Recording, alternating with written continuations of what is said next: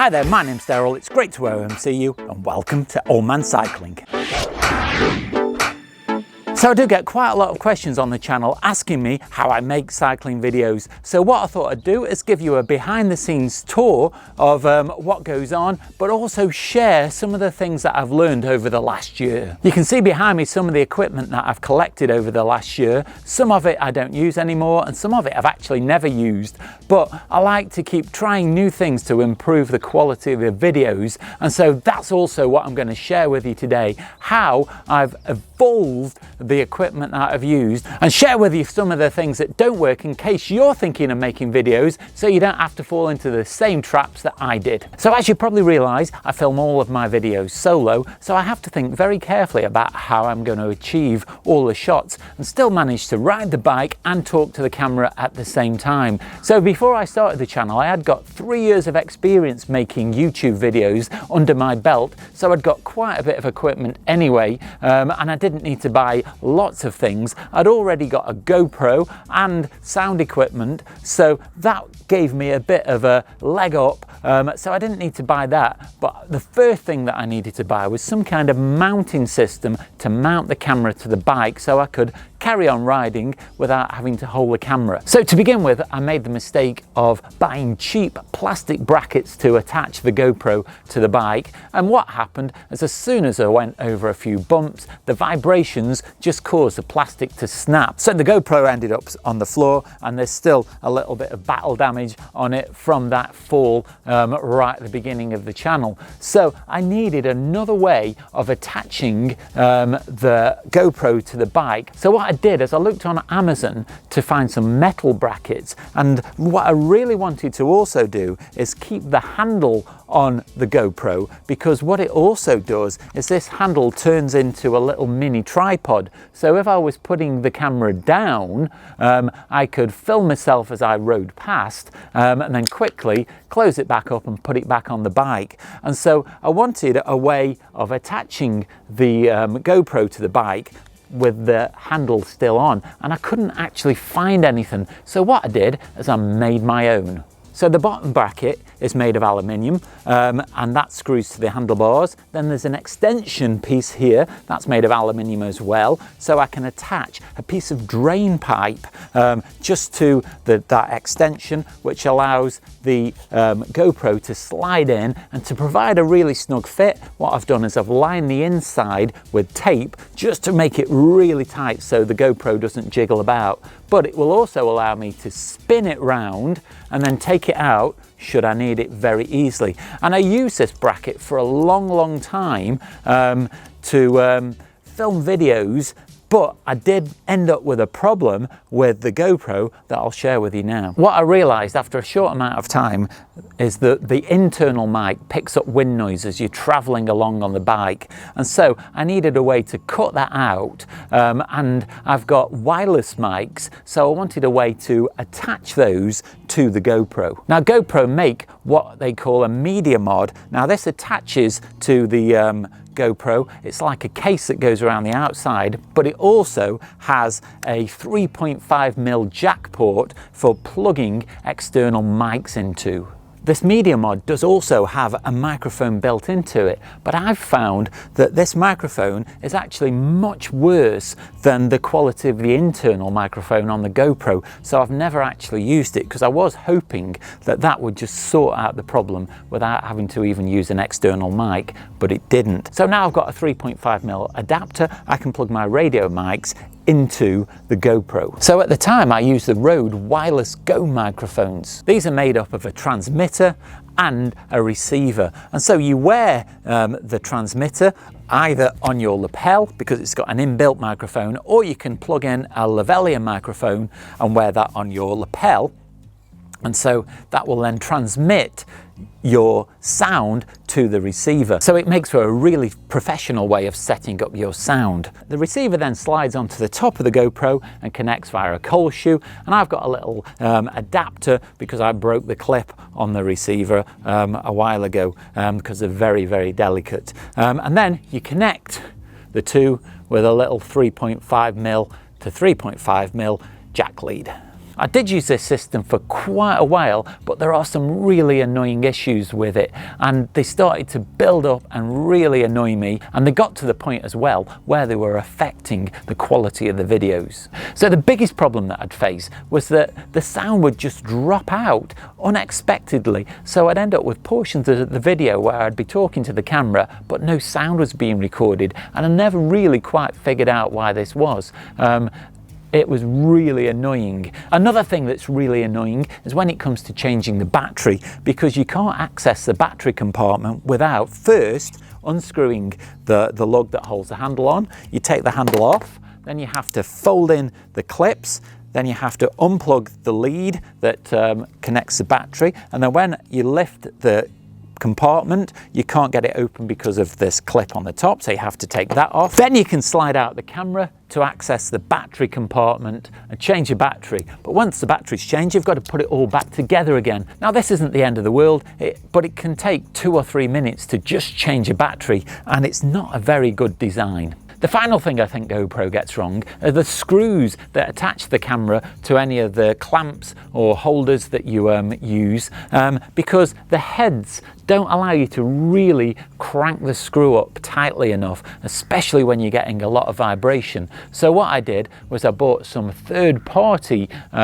screw heads that have got a very large area here, and with those you can really crank them tight. So after I recovered from my accident, I decided that I wanted to cut out the issues that I was facing and make the whole system a lot more reliable. So the first thing that I did was upgrade from the GoPro Hero 10 to the DJI Action 3. Now, in my opinion, this camera is so much better. It's so much more user-friendly. For a start, there's a touchscreen on the front and the back, so you can use the controls while the camera's facing towards you, but also the integration between this and the DJI wireless microphones is so much better as well. So a little while before, I'd also upgraded my Rode microphones to the DJI wireless microphones. Now, these are also better because you get 2 wireless microphones in the case. I'm wearing one now, but this is the other one. So if you were to do an interview, you've got 2 microphones, but this case also acts as a charging dock. And while the microphones are in the case, they also will charge even when it's not connected to the mains. As part of the kit, you get a little USB-C adapter that plugs straight into the receiver, and then that plugs straight into the side of the camera itself. So you can connect the receiver directly to the camera without having to take off cases, and it's just so much more simple. So DJI have got a really superior mounting system as well. To remove the camera, you just press a couple of buttons and the camera comes off, and then to reattach it, you just push it back on, the clips re-engage, but there's also a magnet that helps you seat it and just keep it in place. For instance, if I wanted to change from this selfie stick to this clip that I sometimes use to attach the camera to road signs or posts at the side of the road, basically I unclip from here and I bring it to this one and clip it onto here, and that's it. It's 2 seconds, but it doesn't cover up the battery compartment, so I can still access the battery with the camera attached to the clip, which is such a time-saving feature. So I did still come across a problem with the DJI Action 3, and that was when I attached the receiver to the side of the camera using the little USB-C adapter, every so often the vibrations would cause the connection to fail between the two, and again I'd get dropping out of sound. So I came up with a solution that really completely solves the problem, and it's a great workaround. Firstly, I realised that if I connected the USB-C port on the camera to the USB-C port on the receiver using a short cable, they still worked perfectly. And because I could then cut out the vibration, this is what I did. So firstly, what I do is I attach a USB-C cable to the side of the camera. That comes down to the receiver, which is attached to the selfie stick with a elastic hair bobble. And then on the side of the selfie stick, I've also attached a little bit of inner tube, so that causes some grip, but also reduces vibration. And this works perfectly. The final thing that I've done is purchase the Insta 360 camera. And I think this has really improved the production values of the videos, because what this does is it films a full 360-degree sphere around you, but then when you get the footage back into the computer, you can choose the angle that you use. So basically you can choose the angle afterwards, so I can face myself or turn the camera to face where I'm going, or change it on the fly. And what's even better is the selfie stick becomes invisible, so it almost appears like a drone is in front of the bike while you're filming yourself, and it makes for a really interesting point of view. Both the DJI Action 3 and the Insta360 are really easy to use, and I find them both much easier to use than the GoPro. They're just more user-friendly, the menus are easy to access, and I just really like using them. The only downside about the Insta360 is it does actually take longer to edit videos, because afterwards you have to spend time choosing the footage that you're going to use and changing the angles, just to get the best out of it. So it does increase the length of time it takes to actually edit the videos, but I think it's worth it in the long run. The last thing that I'm going to do is show you how I attach the cameras to the bike. I'm going to start with the DJI Action 3 because this is the main camera that I use for filming myself and the road ahead. And what I use is a Ulanzi bracket that I found on Amazon. It's made of aluminium, but it's also got a ball head on the top, which is really important because it allows me to position the camera wherever I want it. Now, I keep the selfie stick on the camera because it gives a little bit of an elevated point of view to film myself with. So the camera just screws onto the top of the bracket, and once it's in place, then I can move the camera around in all different directions by just undoing this little nut here, and then screw it back up, and it holds itself in place wherever I want it. And if I need the camera at a different angle, I can put it wherever I want it, but I can also extend the camera and make it higher as well. But what I can also do is I can extend the selfie stick. This allows me to put the camera out in front of the bike, over to one side, up high, and it gives me lots of flexibility for filming myself and getting better angles. And I've found that this is really stable, and because it's got a really good locking nut, I can lock it off tight and I get no vibrations or movement while I'm riding. What I have also done, just to stop any vibrations or to stop the clamp from sliding, is I've used an old inner tube and just wrapped it around the bar and then clamped the clamp to the bar with the inner tube in between, and this provides a really good way of stopping the clamp from moving, and it also protects the handlebars as well. And then to attach the Insta360, I've got a Sunway Photo clamp that's again made of aluminium, and it's attached to the bars using the same system, using the inner tube just to protect the bars but to provide some cushioning, and then that just screws into the front of there. And generally speaking, I don't need to adjust this much once it's in, because the 360 quality of the Insta just covers everything anyway. So I can just unscrew this nut here and lower it down, or lift it up should I need to. And it's really solid. It's a very firm, well-made clamp.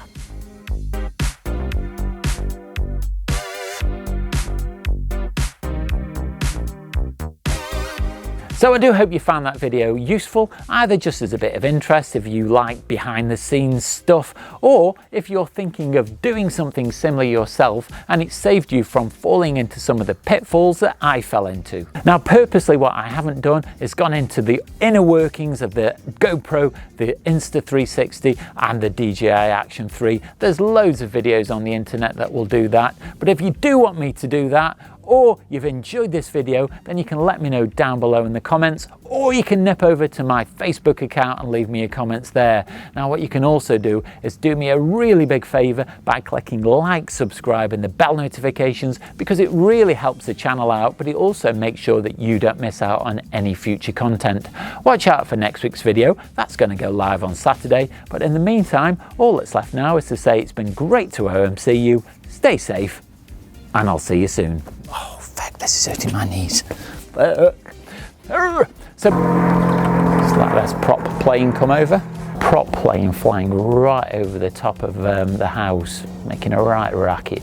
where I had no sound. I've just hit the bloody microphone. The biggest problem that I faced was this,